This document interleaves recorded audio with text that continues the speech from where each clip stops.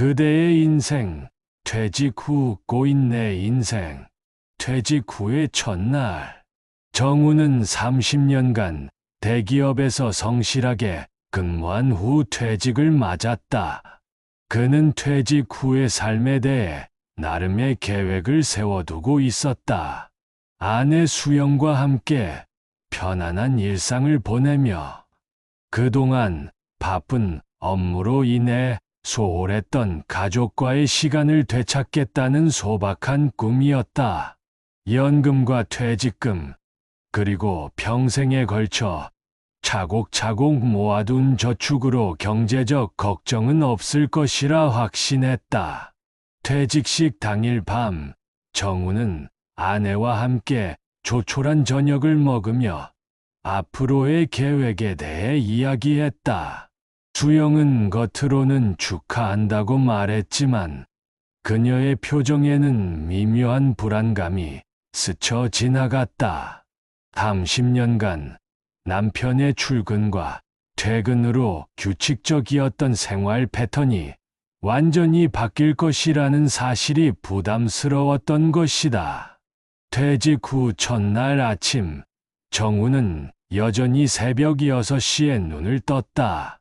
오랜 직장 생활로 몸에 밴 습관이었다. 그는 조용히 일어나 평소처럼 세면을 하고 정장 대신 편안한 옷으로 갈아입었다.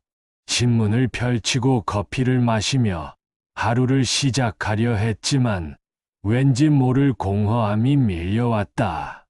출근할 곳도 처리해야 할 업무도 없는 막막한 현실이 갑작스럽게 다가온 것이다. 수영은 남편이 일찍 일어나 거실에서 소란을 피우는 것이 못마땅했다. 그동안 남편이 출근한 후 혼자만의 조용한 시간을 즐겨왔던 그녀에게 집에 계속 머물러 있는 남편의 존재는 예상보다 훨씬 불편했다. 정훈이 신문을 바스락거리며 읽는 소리, 커피를 끓이는 소리, 심지어 숨소리조차 거슬렸다. 그날 아침 수영은 정훈에게 차가운 시선을 보내며 말했다. 이제 그만 쉬어도 된다는 말, 왜 여전히 일찍 일어나서 분주하게 움직이느냐는 빈잔이었다. 정훈에게는 그 말이 상처로 다가왔다. 30년간 가족을 위해 열심히 일해온 자신을 이해해주기보다는 이제 와서 귀찮은 존재 취급을 받는다는 생각이 들었기 때문이다. 무너지는 일상의 균형. 퇴직 후 두 번째 주가 지나면서 정우는 하루 종일 집에 있는 것이 생각보다 어렵다는 것을 깨달았다. 오랜 직장 생활로 인해 형성된 규칙적인 생활 패턴은 쉽게 바뀌지 않았고, 갑작스럽게 주어진 자유시간을 어떻게 활용해야 할지 몰랐다. 책을 읽어도 집중이 되지 않았고, 텔레비전을 봐도 재미없었다. 무료함을 달래기 위해 정우는 집안일을 돕기로 결심했다. 그동안 아내가 혼자 담당해왔던 청소, 빨래, 장보기 등을 분담하면 좋을 것이라 생각했다. 하지만 수영의 반응은 예상과 달랐다. 정훈이 청소기를 돌리면 청소 방법이 틀렸다고 지적했고, 빨래를 개면 개는 방식이 마음에 들지 않는다고 불평했다. 시장에서 장을 봐와도 사온 물건들이 비싸다거나 필요 없는 것들만 샀다며 잔소리를 했다. 수영에게는 남편이 갑자기 자신의 영역에 침범하는 것 같아 불쾌했다. 30년간 자신만의 방식으로 집안일을 처리해왔는데 이제 와서 남편이 끼어들며 자신의 방식을 바꾸라고 하는 것처럼 느껴졌다. 설상가상으로 정훈의 집안일 실력은 초보 수준이었기 때문에 수영은 오히려 일이 더 늘어나는 것 같았다. 정훈은 아내를 도우려는 선의가 오히려 갈등의 원인이 되는 상황을 이해할 수 없었다. 그는 점점 더 위축되어 갔고 무엇을 해도 아내의 눈치를 보게 되었다. 집 안에서 자신의 자리를 찾지 못한 채 갈수록 소외감을 느꼈다. 경제적 압박과 심리적 갈등. 시간이 지나면서 예상하지 못한 문제들이 하나둘 드러나기 시작했다. 퇴직금과 연금만으로는 기존의 생활 수준을 유지하기 어렵다는 현실을 직면하게 된 것이다. 특히 의료비가 만만치 않았다. 정우는 작년의 나이에 접어들면서 고혈압과 당뇨 초기 증상을 진단받았고, 정기적인 병원 방문과 약값이 가계 지출에 부담이 되었다. 수영 역시 갱년기 증상으로 인해 우울감과 불안감이 심해졌다. 호르몬 치료를 받기 시작했지만 치료 효과는 더디게 나타났고 비용은 계속 늘어났다. 설상가상으로 집 보일러가 고장나고 냉장고가 수명을 다하면서 예상치 못한 큰 지출이 연달아 발생했다. 경제적 압박은 부부 관계에도 악영향을 미쳤다. 수영은 정훈에게 다시 일자리를 구해야 한다고 압박했다. 하지만 60세를 넘긴 정훈이 구할 수 있는 일자리는 많지 않았고, 대부분이 과거 직급과 연봉에 비해 현저히 낮은 조건이었다. 자존심이 상한 정훈은 쉽게 일자리를 구하지 못했고, 이는 다시 수영의 불만을 증폭시켰다. 수영은 점점 더 날카로워져 갔다. 남편이 집에만 있으면서 아무것도 하지 않는다고 비난했고, 심지어 30년간의 결혼 생활이 헛된 시간이었다는 말까지 서슴지 않고 내뱉었다. 정우는 그런 아내의 모습에서 자신이 사랑했던 여인을 찾을 수 없었다. 자녀들의 외면과 고리. 정훈과 수영에게는 두 자녀가 있었다. 첫째, 딸 주연은 결혼 후 시댁 근처로 이사를 가면서 부모와의 만남이 뜸해졌고, 둘째 아들 동우는 취업 후 바쁜 직장 생활로 인해 거의 연락하지 않았다. 특히 동우는 아버지의 퇴직 소식을 들었을 때도 별다른 반응을 보이지 않았고, 부모의 경제적 어려움에 대해서도 무관심했다. 주연은 가끔 부모를 찾아왔지만 그럴 때마다 부모의 갈등하는 모습을 보는 것이 불편했다. 어머니는 아버지에 대한 불만을 딸에게 털어놓았고, 아버지는 침묵으로 일관했다. 주연은 점차 부모 집을 방문하는 횟수를 줄여나갔고, 명절이나 특별한 날에만 의무적으로 얼굴을 비추는 정도가 되었다. 동우는 더욱 심각했다. 그는 부모가 자신의 삶에 간섭하는 것을 극도로 싫어했고, 특히 경제적 지원 요청에 대해서는 냉정하게 거절했다. 심지어 부모의 결혼기념일조차 챙기지 않을 정도로 가족과의 거리감이 커져 있었다. 자녀들의 무관심과 외면은 정훈과 수영 모두에게 깊은 상처가 되었다. 평생 자녀들을 위해 헌신했다고 생각했는데, 정작 자신들이 어려울 때는 아무도 돌봐주지 않는다는 현실이 괴로웠다. 이는 부부 갈등을 더욱 심화시키는 요인이 되었다. 수영은 남편이 자녀들과의 관계도 제대로 관리하지 못했다고 원망했고, 정우는 자신만의 잘못이 아니라고 반박했다. 아내의 외도와 충격적 발견. 퇴직 후 6개월이 지난 어느 날, 정우는 우연히 충격적인 사실을 발견했다. 수영이 등산 모임에 나간다고 했지만 실제로는 그곳에서 만난 남성과 부적절한 관계를 맺고 있었던 것이다. 정훈은 아내가 늦은 시간에 귀가하는 일이 잦아지고 휴대폰을 항상 뒤집어 놓으며 화장에 신경을 쓰기 시작한 것이 이상했지만 설마 하는 마음으로 넘어갔었다. 진실을 알게 된 것은 수영의 가방에서 우연히 발견한 영수증 때문이었다. 등산 모임이 있다던 날, 시내 한 모텔에 영수증이 나온 것이다. 정우는 충격에 빠졌지만 곧바로 아내를 추궁하지는 못했다.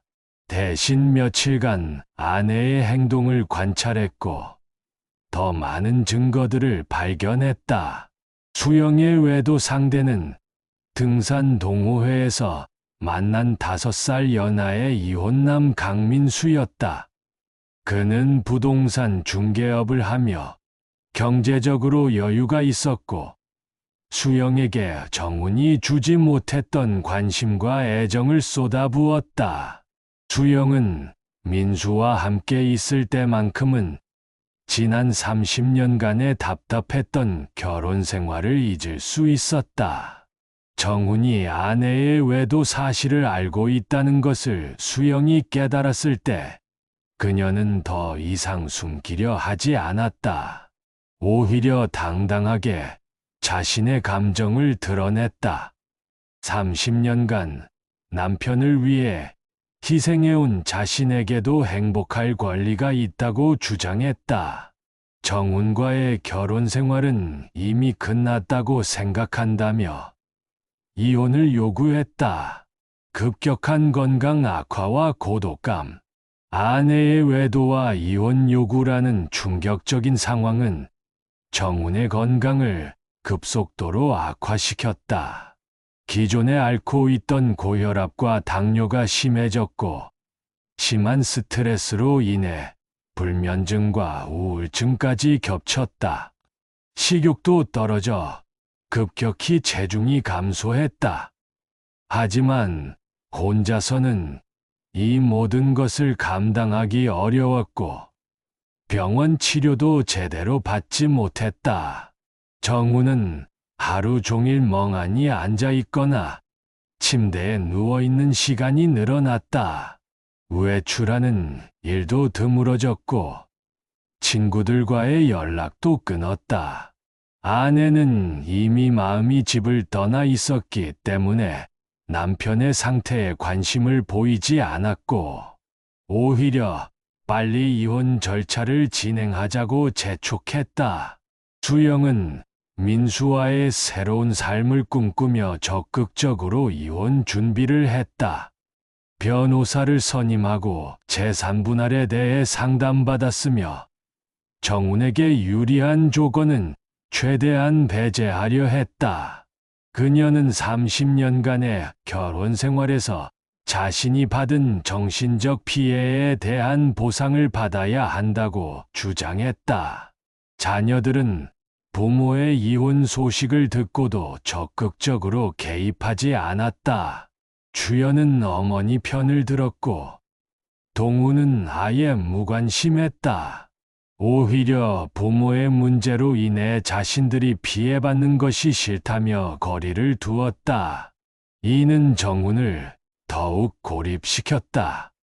재정적 파탄과 생활고, 이혼 과정에서 재산 분할이 이루어지면서 정훈의 경제 상황은 더욱 악화되었다. 집은 수영이 가져갔고 예금의 절반도 그녀 몫이 되었다. 퇴직금 역시 상당 부분을 나눠줘야 했다. 정훈에게 남은 것은 연금과 적은 금액의 예금뿐이었다. 60세를 넘긴 나이에 혼자서 새로운 거처를 마련하는 것은 쉽지 않았다. 정훈은 결국 월세가 저렴한 반지하 원룸으로 이사할 수밖에 없었다. 습하고 어두운 방에서 혼자 지내는 것은 그의 우울감을 더욱 깊게 만들었다. 생활비를 줄이기 위해 정우는 거의 모든 것을 포기했다. 외식은 물론이고 취미 활동도 모두 중단했다. 의료비마저 아껴야 하는 상황이 되면서 병원 방문 횟수를 줄였고, 이는 건강 악화의 악순환을 만들었다. 일자리를 구하려고 여러 곳을 알아봤지만 나이와 건강 상태로 인해 번번이 거절당했다. 간혹 구할 수 있는 일자리들은 최저임금 수준의 단순 노무직뿐이었고, 그나마도 젊은 사람들에게 밀려 쉽게 얻을 수 없었다. 8점 고립과 인간관계의 단절. 이혼 후 정우는 사회적으로도 고립되어 갔다. 직장 동료들과의 관계는 퇴직과 함께 자연스럽게 소원해졌고, 부부 관계로 맺어져 있던 인맥들도 이혼 후에는 어색해졌다. 특히 아내와 친했던 사람들은 정운을 피하기 시작했고, 정운 편에서도 그들과 만나는 것이 불편했다. 동네에서도 정우는 점점 고립되어 갔다. 이혼남이라는 시선, 경제적 어려움으로 인한 초라한 모습 등이 그를 위축시켰다. 예전에는 당당했던 모습이 사라지고 사람들을 만나는 것 자체를 피하게 되었다. 혼자 있는 시간이 늘어나면서 정우는 과거를 되돌아보는 시간이 많아졌다. 30년간의 결혼 생활이 과연 의미가 있었는지, 자신의 인생이 실패작은 아니었는지에 대한 자책감이 커져갔다. 특히 자녀들과의 관계에서도 소외감을 느끼면서 자신이 아버지로서도 실패했다는 생각이 들었다. 가끔 옛 직장 동료들과 만날 때도 있었지만 그들 대부분은 여전히 안정적인 가정 생활을 유지하고 있었기 때문에 정우는 더욱 초라함을 느꼈다. 자신만 이렇게 비참한 처지에 놓였다는 피해의식이 커져갔다. 알코올 의존과 건강 악화, 외로움과 우울감을 달래기 위해 정우는 술에 의존하기 시작했다. 처음에는 잠들기 위해 조금씩 마시던 술이 점점 양이 늘어났고, 낮에도 술을 찾게 되었다.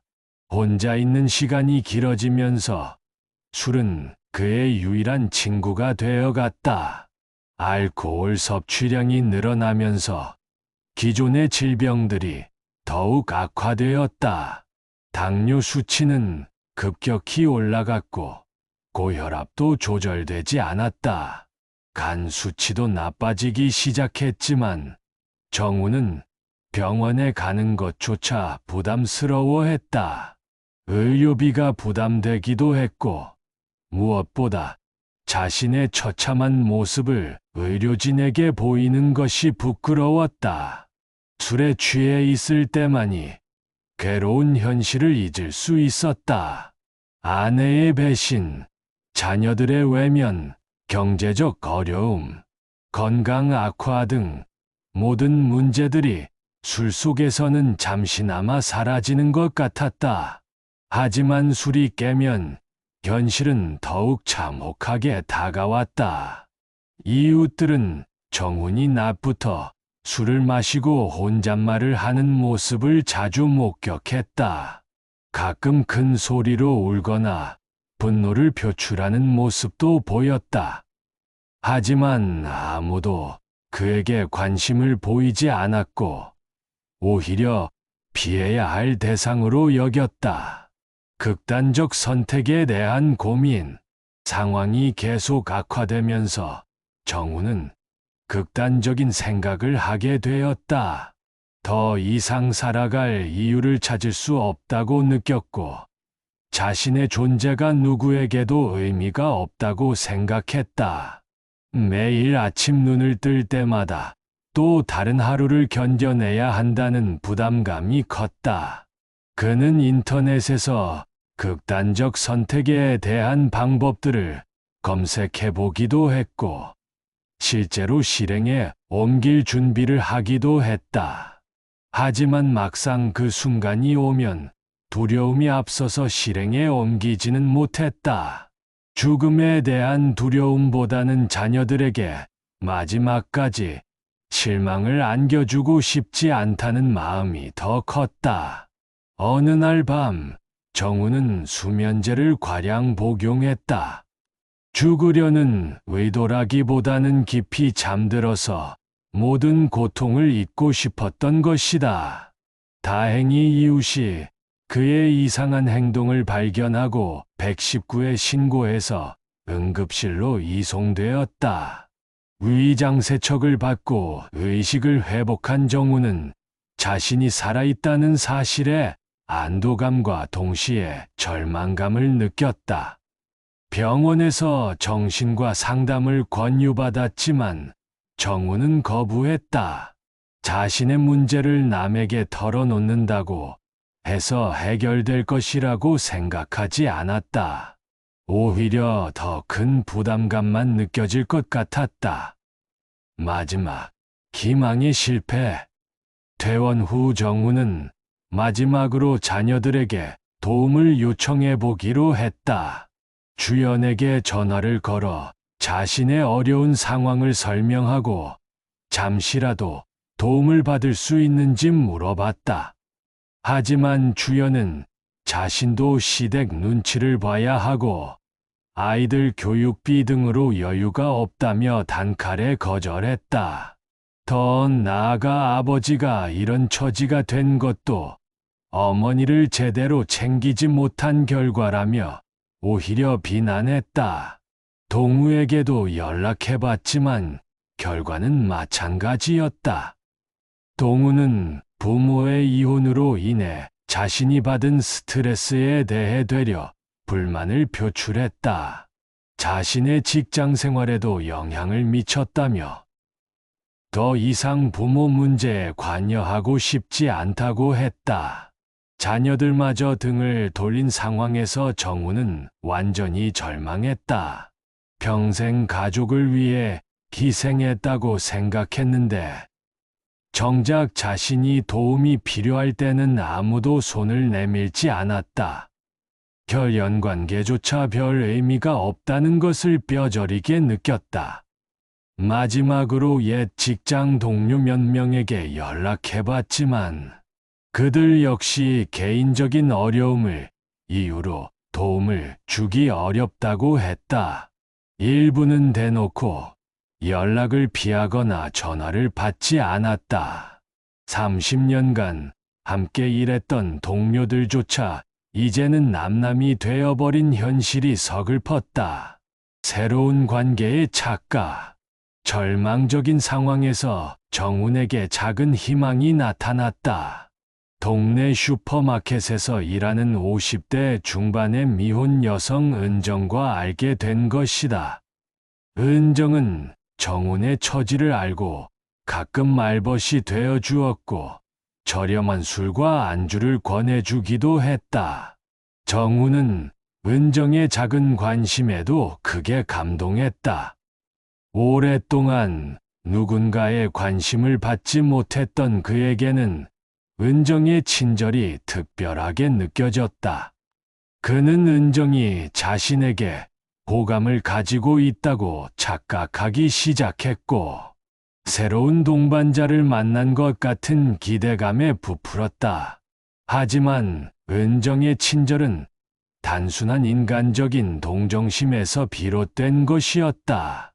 그녀는 정훈을 동정하긴 했지만 연인 관계로 발전시킬 생각은 전혀 없었다.